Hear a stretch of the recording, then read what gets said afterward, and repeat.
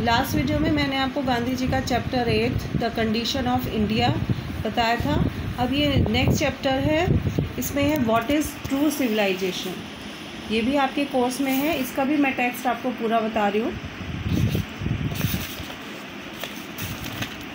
Reader, you have denounced railways, lawyers and doctors. I can see that you will discard all machinery.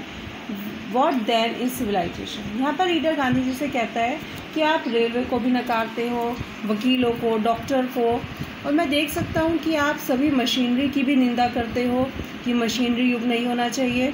तो क्या ये सब सभ्यता नहीं है? एडिटर कहते हैं the answer to that question is not difficult. इस क्वेश्चन का आंसर डिफ़िकल्ट नहीं है। I believe that the civilization India has evolved is not to be beaten in the world. मैं विश्वास करता हूँ कि जो सभ्यता भारत में है उसको इस पूरे वर्ल्ड में कोई भी बीट नहीं कर सकता। Nothing can equal the seeds sown by our ancestors. और कोई भी वो सीड्स, उस सीड्स के समान कोई नहीं है जो कि हमारे एंसेस्टर्स ने बोई हैं। यानी कि जो हमें सभ्यता हमारे प्राचीन पूर्वजों से मिली है वो उस तरह की कोई भी कहीं पर भी नहीं है। रोम का नाश हो गया। Greece share the same fate. Greece का भी नाश हो गया। The might of the pharaohs was broken. जो मिस्र के लोग थे उनकी भी शक्ति ख़त्म हो गई। Japan has become westernised. Japan पश्चिमी सभ्यता में मिल गया। Of China nothing can be said. और चाइना के बारे में कुछ भी कहा नहीं जा सकता।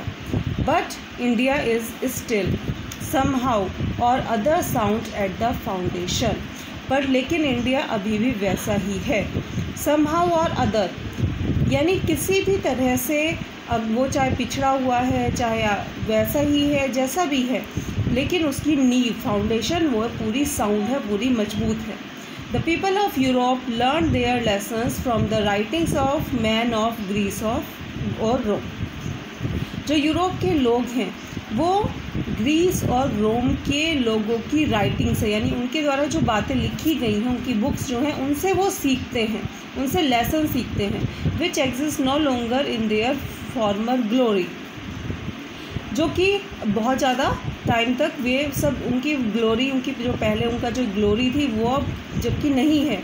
इन trying to learn from them, और उनसे सीखने की कोशिश में the Europeans imagine that they will avoid the mistakes of Greece and रोम।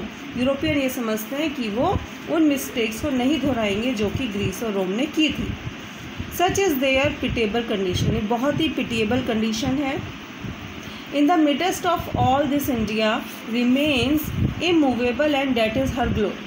और इन सब के बीच में जो हमारा इंडिया है वो इमूवेबल है, यानी इसमें कोई चेंज नहीं हुआ है। And that is her glory, और यही उसकी ग्लोरी है, यही उसकी शक्ति है, यही उसकी एक अच्छी चीज़ है।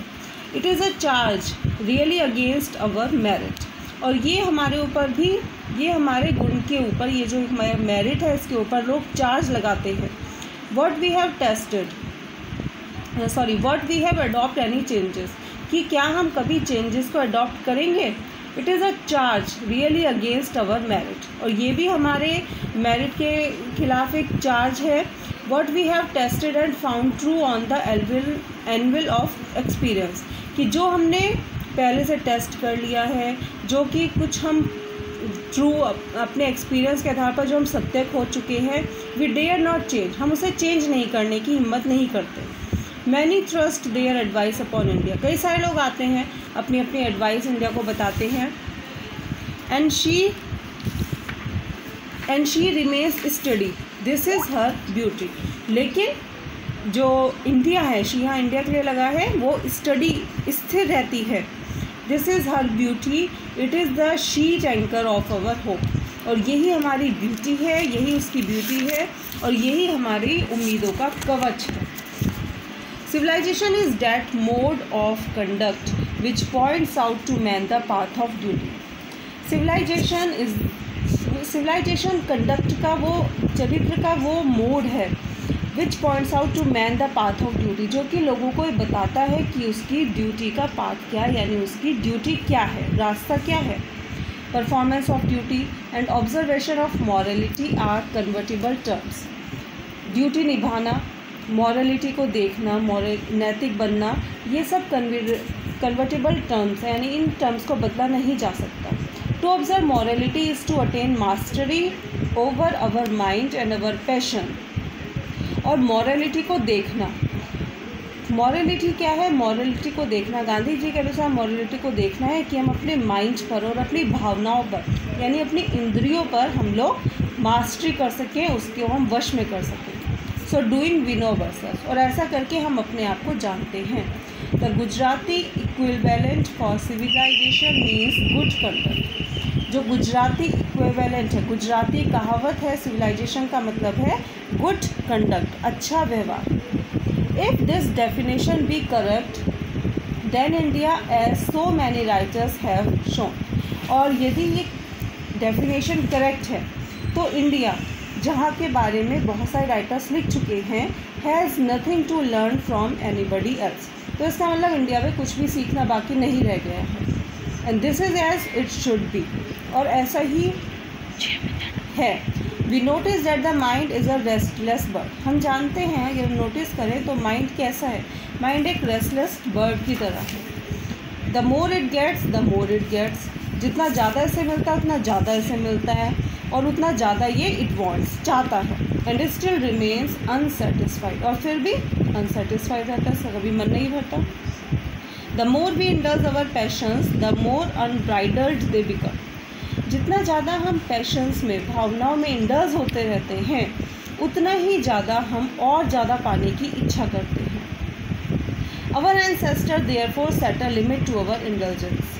इसलिए जो हमारे पूर्वज हैं उन्होंने हमारे इंडल्जेंस, यानी कि हमारे चाहने की जो इच्छा है उसकी लिमिट एक सेट कर दी थी। दे सो उन्होंने देखा that happiness was largely a mental condition, कि जो हैप्पीनेस है वो एक मेंटल कंडीशन है। Man is not necessarily happy, जरूरी नहीं है कि एक आदमी हैप्पी हो बिकॉज ही इज़ रिच, क्योंकि वो अमीर है, और unhappy because he is poor, और अनहैप्पी है क्योंकि वह पुअर है। The rich are often seen to be unhappy. जो अमीर लोग होते हैं उनको भी हम देख सकते हैं खुश नहीं है, और the poor to be happy, और एक गरीब आदमी को खुश होते देखा जा सकता है। Millions will always remain poor. हज़ारों लाखों करोड़ों लोग हमेशा गरीब रहेंगे। Observing all this our ancestors dissuaded us from luxuries and pleasures. और इन सब को ही देखते हुए हमारे एंसेस्टर्स ने, हमारे पूर्वज ने हमें लग्जरीज से और खुशियों से अलग रहने को कहा है, कि उनकी ज़्यादा इच्छा हमें नहीं करनी चाहिए। We have manage with the same kind of plough as existed thousands of years. इसीलिए जो हमारे बहुत सालों पहले जो चीज़ थी, हमारे अभी भी वही चीज़ हम मैनेज किए हुए हैं। We have retained the same kind of cottages. हमारे पास सेम वही उसी तरह की झोपड़ियाँ अभी भी हैं that we had in former times, जो कि हमारे पहले के टाइम में थी। And our indigenous education remains the same as before. और हमारी प्राचीन शिक्षा भी जो कि पहले जैसी थी वो अभी भी वैसी ही है। We have had no system of life corroding competition. हम जीवन नाशक कंपटीशन के सिस्टम को नहीं, अब तक हमने नहीं माना है। Each followed his own occupation of trade and charged a regulation wage. कई लोग ऐसे हैं जो कि व्यापार को और ऑक्यूपेशन को, उन्होंने कई ऑक्यूपेशन को फॉलो किया है और उन्होंने एक उस पर रेगुलेशन वेज, यानी कि उन्होंने चार्ज किया है उस पर एक अलग तरह का वेतन, एक अलग तरह से उसे चार्ज किया है। It was not that we did not know how to invent machinery. ऐसा नहीं है कि हम नहीं जानते कि मशीनरी को कैसे इन्वेंट किया जाए, but our forefathers knew, लेकिन हमारे फोर फादर्स जानते थे that if we set our hearts after such thing we would become slaves and lose our moral fibre. कि यदि हम अपने दिल को इस तरह की चीज़ों में इंडल्ज कर देंगे तो हम दास बन जाएंगे और साथ ही हमारी मॉरलिटी भी ख़त्म हो जाएगी। ये थी आपकी आज की वीडियो। इसका नेक्स्ट पार्ट मैं आपको नेक्स्ट वीडियो में दूंगी। Stay healthy, stay safe, stay home. Thank you students.